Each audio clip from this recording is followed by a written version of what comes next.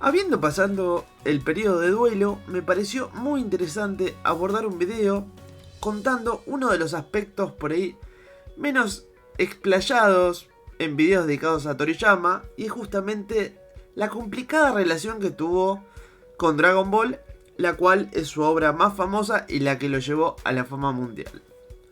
Para hablar de Toriyama concretamente nos tenemos que remitir a sus primeros años de carrera, cuando él hizo una seguidilla de historias cortas, normalmente enfocadas en el humor, bizarro, a veces escatológico, y siempre con una pizca de humor verde.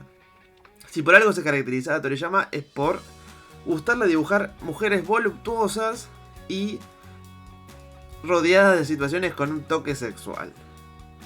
Concretamente llegamos a mediados de los 80, donde él estaba terminando su primer éxito, por lo menos lo fue en Japón, que es Dr. Slump, obra en la cual vemos explayado y desarrollado completamente lo que lo define como mangaka. Todos los elementos que hacen a Toriyama están puestas en esa obra, la cual podría considerarse como tal vez el manga más puramente Toriyama.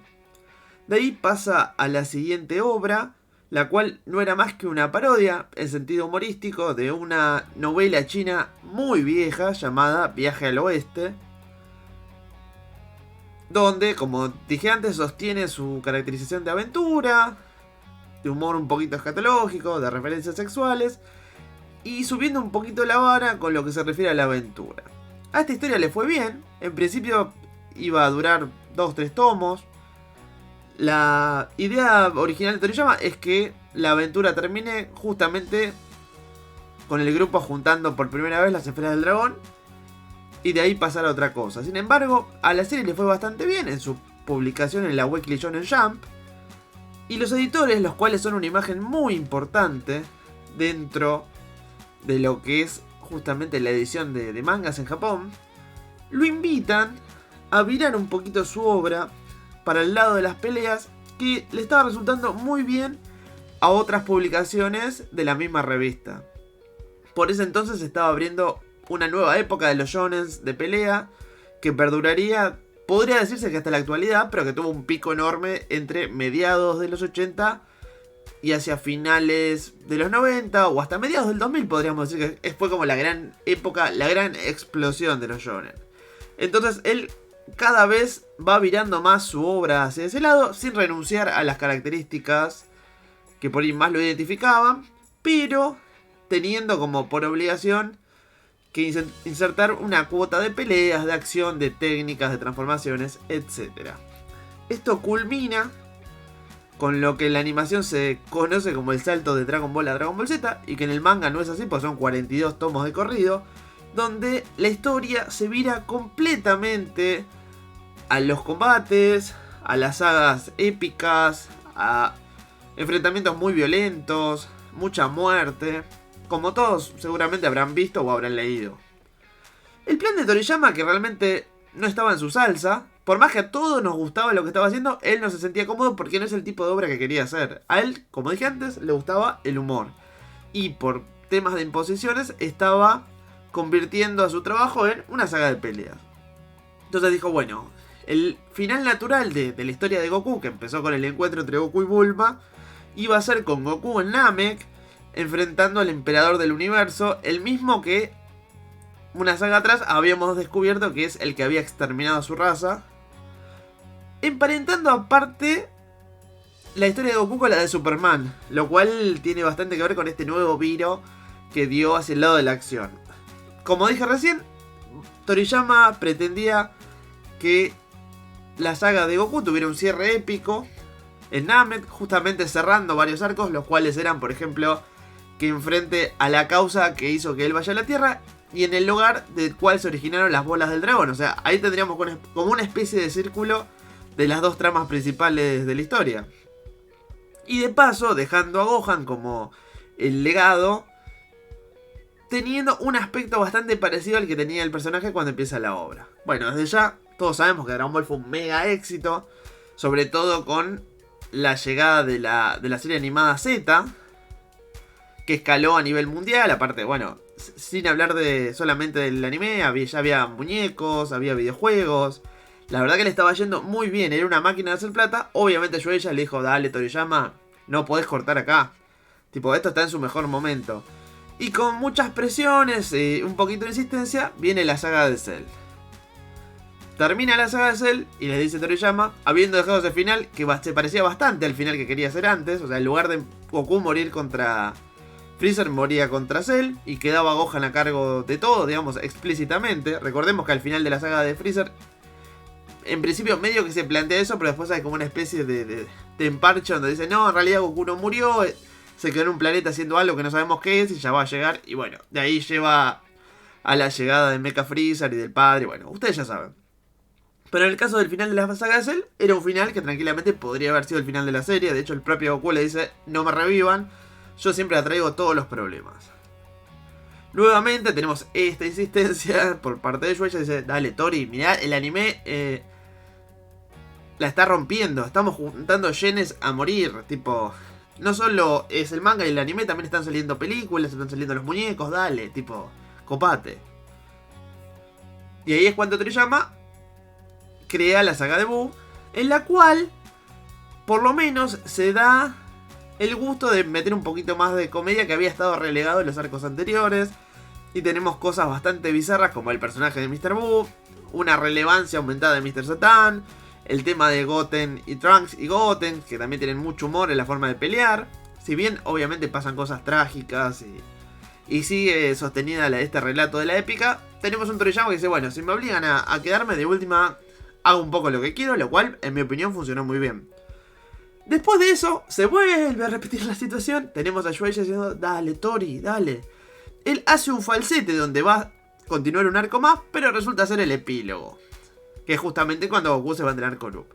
De ahí, el máximo trato que logran es que él ponga los diseños para una secuela animada en el que él no tendría ningún tipo de participación más allá de traer un par de bocetos, como por ejemplo es el caso del Super Saiyajin 4 que lo diseñó el propio Toriyama. De ahí tenemos un Toriyama bastante feliz de la vida porque por fin se puede sacar la piedra de Dragon Ball que hacía ya varios años que quería cortar con esto. Y además de estar forrado en guita, se puede dar el tiempo para volver a hacer esas historias tan humorísticas que le gustaban, a la par de otras cosas como es el caso de diseños de videojuegos. Recordando los casos de, bueno, Dragon Quest y también de Chrono Trigger, entre otros, pero esos son los más conocidos. Pasan los años, como dije, él saca varias mangas cortos que la verdad no tienen mucha trascendencia. Recordemos que este tipo de historietas que le gustaban hacer a él son muy de nicho. Es bastante ingenuo pensar que masivamente pueda pegar una historia del estilo de Dr. Slump. Por lo menos en Occidente es imposible. El mercado aparte del manga y el anime ya había virado a eso que obligó en primer lugar a Dragon Ball a cambiar un poco su enfoque. O sea que si no estabas dentro de ese margen por ahí de acción y de peleas, por lo menos con la demografía de los varones no tenías mucha cabida. Pasan un par de años más y acá ocurre algo que por lo menos yo considero un poquito trágico. Y es que hay dos oportunidades donde Toriyama realmente intenta generar otra cosa distinta. El primer caso es el de Neko Machine, las aventuras de unos gatos mágicos, digamos, que como dije antes, tienen historias de humor, medio bizarras, un poco catológicas, un poco picantes, la cual pasa sin pena ni gloria. Tal es el caso que lamentablemente Toriyama se ve obligado a vincularla con su obra más conocida, convirtiéndola en Neko Machine Z, vistiendo al gato con el traje de Goku y convirtiéndola en una suerte de parodia del mundo de Dragon Ball. Y ahí es cuando la gente se empieza a interesar en Neko Machine y consigue que se compile en un tomo, que por ejemplo se ha editado en todo el mundo, incluyendo el lugar del cual les hablo, que es Argentina. Pero si él no lo hubiera involucrado con el mundo de Dragon Ball, esa obra difícilmente se hubiera editado siquiera. Un par de años después saca otros mangas que tienen que ver con esta patrulla galáctica que él estuvo craneando, uno un poco más serios, otros por ahí en clave de humor.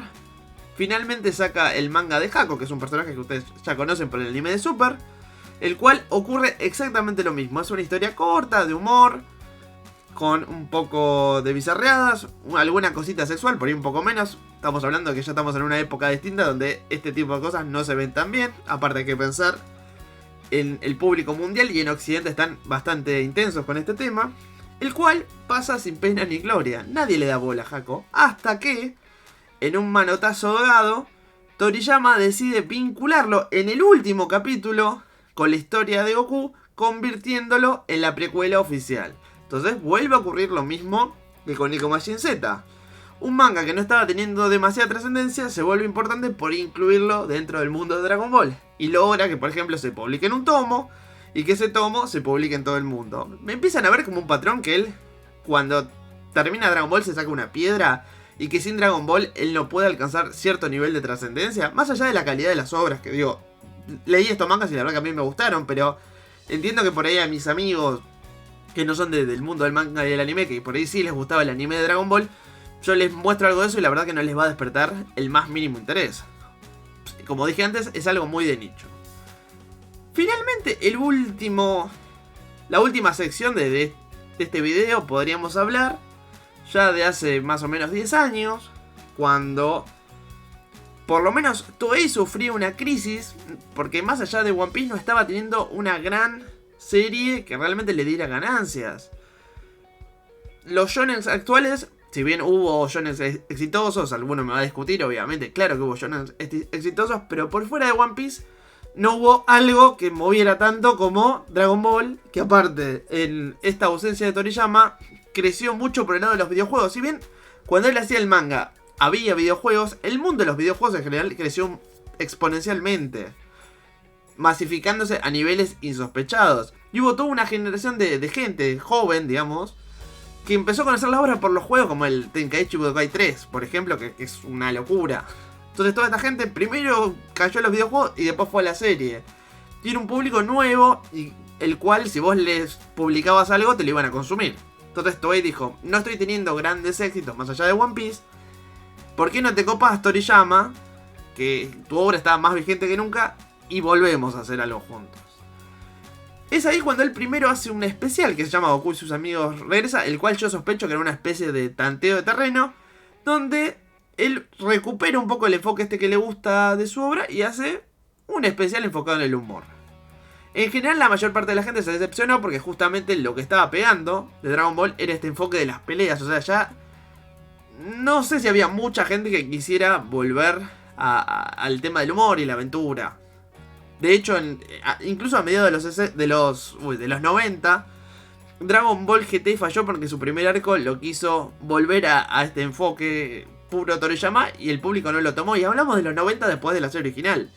Pasados todos estos años donde, como dije antes, se asentó mucho el tema de los videojuegos, es más todavía lo que la gente quería de las peleas. Sin embargo, al ser un especial con un tinte nostálgico, no le fue mal. Desde ya siempre se lo presentó como algo así, como un reencuentro de amigos, no era algo épico.